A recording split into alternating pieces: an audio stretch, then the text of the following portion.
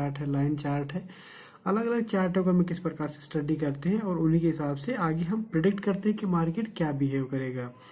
दोस्तों ऐसे ही इसमें हमने काफ़ी सारी चीज़ें आपको बताई हैं। अब हम आपको चार्ट को किस प्रकार से फॉलो, कल क्या हो सकता है इसके बारे में जानने के लिए चार्ट की स्टडी करने लगे हैं। तो दोस्तों आज हम आपको बैंक निफ्टी और निफ्टी का चार्ट बताते हैं। आज मंडे है और दिन मेरे हिसाब से आज 14-15 तारीख के करीब है। ये मेरे को याद नहीं, सॉरी यार। तो आज 11 तारीख है, फरवरी 11 2019। तो आज ये बैंक निफ्टी का चार्ट हमें कुछ इस प्रकार से चीज़ें शो कर रहा है। तो दोस्तों मेन चीज़ें क्या होती हैं हमारी, मेन चीज़ें होती हैं हमारी पढ़ना कि आगे प्रोडक्शन क्या हो सकती है हमारी। जैसे कि आप देख रहे हैं मैंने यहाँ पर एक लाइन ड्रॉ की है, ये वाली, ये पिछले हाई को शो कर रही है हमारी चीज़। ये जो है ये पिछले हाई को शो कर रही है। उस हाई को और लास्ट लो हाई को हमने एक ट्रैक्स लाइन के द्वारा स्लोप लाइन डाली इसमें, जो पीछे वाले हाई को शो कर रहा है और पिछली मार्केट ने जो अबकी बारी हाई लगाया था वो शो कर रहा है। तो उस हाई को और इस हाई को हमने दोनों को लाइन से जोड़ दिया जो कि स्लोप में है। दूसरा यहाँ पर कुछ दो लॉस देखे थे हमने, हाई बनाने के बाद में लॉस मार्केट आई थी और इस लो को देखिए ये दोनों बिल्कुल बराबर है, एक डबल बॉटम टाइप का बना हुआ है। तो उससे ऊपर मार्केट चली, फिर ये एक लो बनाया, फिर ऊपर चली, फिर ये लो, फिर ऊपर बना चला। ये एक चैनल सा बन गया था इंडिविजुअली जो कि ब्रेकआउट हुआ था यहाँ पे। अगर हम इसको शो भी करेंगे यहाँ पे तो इस प्रकार शो कर सकते हैं। तो ये हमने यहाँ पे एक और लाइन ड्रॉ की है अभी। इस यहाँ पे देखो ये हाई लगा, सॉरी बॉटम बना, ये यहाँ पे हमारा डबल बॉटम बना था। इन डबल बॉटम के बाद ये बॉटम बना एक, यहाँ पर ये कुछ बॉटम्स बने थे, इनको एक ड्रॉ लाइन कर दिया हमने। तो यहाँ पर भी एक ब्रेकआउट शो होता है। ये छोटे छोटे ट्रेंड लाइंस ये हमें शो करते हैं कि मार्केट डायरेक्शन क्या हो सकती है। अब ये लो बना यहाँ पे हमारा, एक लो ये बना हुआ है और मार्केट इसी जो एक ट्रायंगल सी हमारी बन रही है, क्योंकि ऊपर की लाइन भी स्लोप में है और नीचे की लाइन भी स्लोप में है। तो यहाँ पर एक ट्रायंगुलर सीरीज सी बन रही है। तो आगे जाके भी मार्केट को हम इन्हीं दायरे में देखेंगे बैंक निफ्टी को। और जब भी ये बिल्कुल और भी अब जिस प्रकार यहाँ पे गैप ज्यादा है दोनों लाइनों का, आगे जाके गैप और कम हो गया है। थोड़ा और ट्रेडिंग सेशंस के बाद में यहाँ पे गैप बिल्कुल और कम हो जाएगा। तो हमें करना क्या होता है यहाँ पे कि जब मार्केट यहाँ पर है 27,600 के करीब जाती है, ऊपर जाती है, तो हम यहाँ पे पुट ऑप्शंस ले लें। फ्यूचर कभी भी शॉर्ट करने की मैं सलाह नहीं देता, क्योंकि फ्यूचर शॉर्ट करने में रिस्क ज्यादा हो जाता है। तो जब भी मार्केट ऊपर जाए तो वहां पर हम पुट ऑप्शंस लें, जब मार्केट नीचे इस लाइन के करीब आए तो यहाँ पर हम कॉल ऑप्शंस ले लें।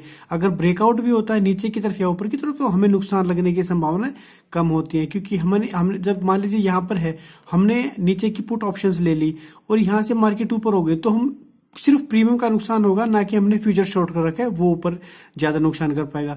जब हमें दिख रहा है कि मार्केट एक रेंज में है तो हम ऑप्शंस में जाकर भी काम कर सकते हैं, उसमें हमें कम नुकसान रहता है और सेफ्टी पर्पज ज्यादा रहता है। जब हमें ब्रेकआउट लगेगा तो हम वहां पर फ्यूचर प्लस करेंगे, या फिर नीचे का ब्रेकआउट है, एक ब्रेक डाउन हो जाएगा तो हम वहां पर फ्यूचर को शॉर्ट करेंगे। अगर ये रेंज में है तो कम रिस्क के साथ में हम कॉल ऑप्शन और पुट ऑप्शंस में काम कर सकते हैं।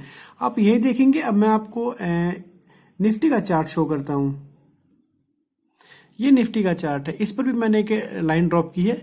जो ये पहली वाली लाइन आपको शो हो रही है, ये 11,000 का एक मैंने 11,80 का डाला हुआ है।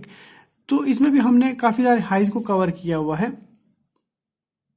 और नीचे आप देखेंगे कि यहाँ पर एक लो बना था, उसके बाद ये बॉटम बना, उसके बाद ये बॉटम बना, 3 बॉटम बन चुके हैं, लेकिन हर बॉटम हाई है। तो आपने जब चार्ट पढ़ा होगा तो मैंने पीछे भी सीरीज में बताई थी कि हर एक चार्ट का एक पैटर्न होता है। तो चार्ट पैटर्न काफी कुछ कहता है। अगर ऊपर की लाइन में कोई चेंज नहीं होता, हमारा हाई सेम रहता है और नीचे के जो लो हैं वो हायर लोज बनते जाते हैं, हायर लोज बनते जाएंगे, तो आगे जाके बिल्कुल एक ये बिल्कुल इसका जो गैप है, जो यहाँ पर गैप ज्यादा है, यहाँ पर गैप कम है, उसके बाद आगे गैप कम होगा और अगले ट्रेडिंग सेशंस के अंदर भी जो गैप है वो कम होता जाएगा। तो वहां के बाद या तो ऊपर की तरफ ब्रेकआउट आएगा या नीचे की तरफ ब्रेकआउट होगा। तो इसको इस ट्रायंगुलर को हमें बहुत ध्यान से देखना, जैसे जैसे हमारा ट्रायंगुलर ये बिल्कुल कम होता जाएगा तो जो निफ्टी की रेंज है वो भी कम होती जाएगी, और निफ्टी की रेंज जब कम होती जाएगी तो वहां पर ब्रेकआउट जो होगा, या तो अपसाइड का ब्रेकआउट होगा या डाउन साइड का जो भी ब्रेकआउट होगा वो बहुत ही बड़ा ब्रेकआउट होगा और बहुत ही बेहतर ब्रेकआउट होगा। तो उस समय पर हमें फ्यूचर में बाइंग या नीचे की तरफ फ्यूचर सेल कर सकते हैं। लेकिन अगर रेंज में है तो रेंज में हमें सिक्योरिटी पर्पज के हिसाब से, सेफ्टी पर्पज के हिसाब से, तो वहां पर हम कॉल ऑप्शंस और पुट ऑप्शंस में काम करते हैं। जब ये 1180 के करीब जाए तो वहां पर हम कोशिश करें कि नीचे की तरफ के पुट ऑप्शंस ले लें, और जब ये है नीचे की तरफ हो, जैसे कि यहाँ पे आया था, तो हम यहाँ पे कॉल ऑप्शंस ले सकते हैं। 11,100 के 11,200 का कॉल ऑप्शंस ले लिया तो वहां पे चला गया। जब यहाँ था तो नीचे हमें कॉल ऑप्शंस ले ली थी, ऊपर गया तो हमने अपने कॉल ऑप्शंस को काट के नीचे पुट ऑप्शंस ले लिए तो गिरने की संभावना बनी वहां पे।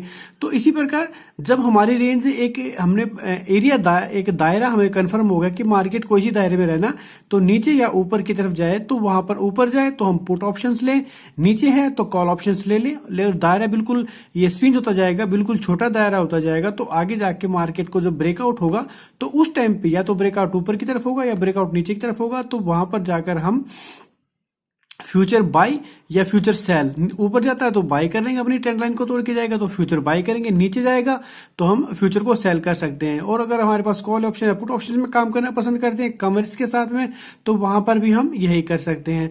तो ये छोटी छोटी चीजें होती हैं, जैसे कि मैं आपको लाइंस का शो कर देता हूं। जैसे ये है, यहाँ पर लाइन चार्ट देख रहे हैं आप, यहाँ पे लो बनाया, यहाँ पर भी एक लो बनाया, यहाँ पर भी एक लो बनाया, यहाँ पर भी एक लो बनाया। तो यहाँ इन छोटे छोटे लोज की एक सीरीज भी अगर आप देखते हैं तो वो भी आपको बहुत अच्छी तरीके से समझ में आ जाएगी।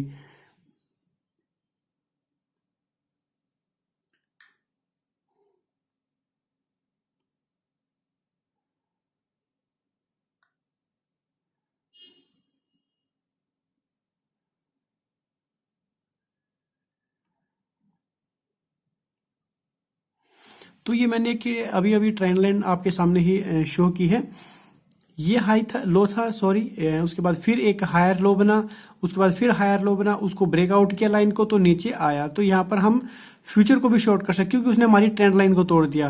तो नीचे एक और लाइन हमने स्पॉटेड डाली हुई है तो उसके ऊपर तक वहां पे इस गैप को हम ले सकते हैं, और यहाँ पर आकर हम फिर कॉल ऑप्शंस ले लेंगे क्योंकि यहाँ पर हमारे सपोर्ट है।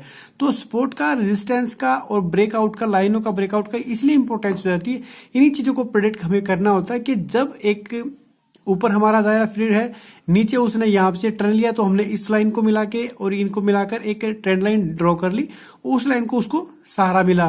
तो जब भी इस लाइन पे आएगा तो या तो ये ऊपर की तरफ ब्रेकआउट करेगा या फिर इसकी सपोर्ट या रेजिस्टेंस बन जाती है। तो इन चीजों का महत्व बनता है मार्केट के अंदर कि हमें करना क्या होता है, वो सब चीजें यहीं पर शो होती हैं।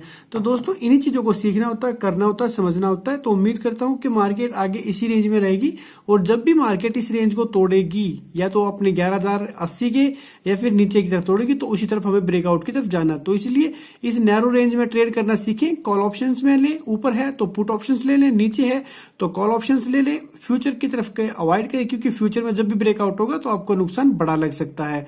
जब ब्रेकआउट हो जाए तो उस टाइम पे फ्यूचर को बाई करें, या नीचे की तरफ ब्रेकआउट होता है तो फ्यूचर को सेल कर सकते हैं। लेकिन अगर ऑप्शंस में काम कर रहे हैं आप तो कॉल ऑप्शंस और पुट ऑप्शंस में काम कर सकते हैं। अपनी ट्रेंड लाइन डालें, अपने ट्रेंडों को ढूंढें और वहां पर काम करेंगे तो बेहतर आप कमा सकते हैं, बेहतर आउटपुट कर सकते हैं। तो दोस्तों बने रहिए हमारे साथ और देखते हैं हमारे चैनल को, यूएनमी को। ये और हमारी आपको सीरीज कैसी लगी, जो रोजाना कमाई सीरीज है मार्केट फॉर मनी है, तो वो कैसे लगी आपको तो हमें जरूर बताएं। Thank you for watching you and me.